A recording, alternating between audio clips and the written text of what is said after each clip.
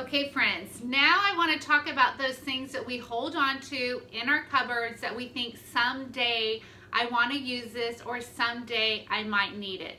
I want to encourage you maybe to get a bin that you're going to put those kind of items in. So for instance, if you haven't used it in the last 6 months, don't put it back in your cupboard. Let's put those things in this bin and we'll play a little trick on ourselves.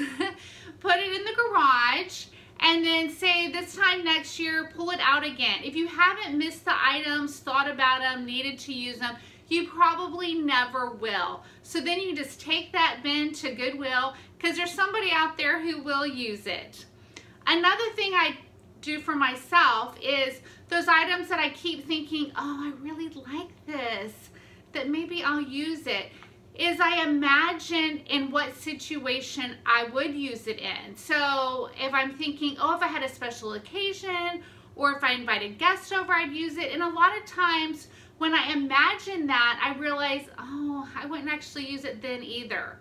So no need to have those things in our cabinet. Again, we're wanting to simplify things. And when things are organized and uncluttered and easily accessible, then there's no stress involved, no anxiety involved. And so then we can take that time and energy that we used to waste on our messes and give it to the things that are important to us, the things that matter.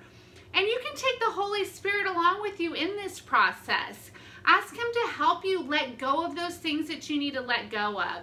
Ask the Holy Spirit to help you identify those things that are bringing you joy and give you the strength to get rid of the items that are not giving you joy. And so in this process of simplifying your life, your relationship with the Lord can grow. And then we become stronger, have more energy, and have the time we want for the things that really matter to us. So I want to encourage you to step out and take this journey with me of simplifying your life. And so we can have the joy that we need and the energy that we want to have for those things that we love. So let's simplify things.